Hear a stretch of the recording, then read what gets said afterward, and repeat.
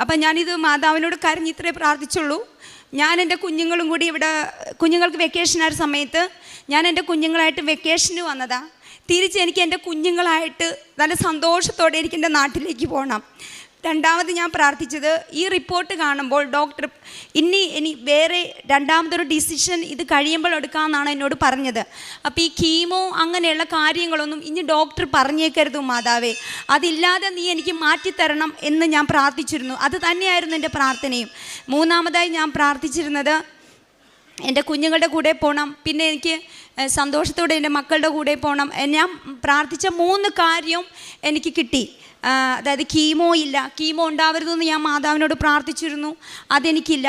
doctor എനിക്ക് പോസിറ്റീവായിട്ടുള്ള ഒരു കാര്യം പറഞ്ഞാൽ, നിനക്ക് കുഴപ്പമില്ല, നമുക്കൊരു 10 റേഡിയേഷൻ ആദ്യം ചെയ്യാം, നിനക്കിപ്പോൾ കീമോയുടെ ആവശ്യമില്ല, വേറെ ഒരു കാര്യവും നീ ചെയ്യേണ്ട, ഒരു ഇഞ്ചക്ഷൻ എടുക്കാം, നമുക്ക് ബോൺ ഒന്ന്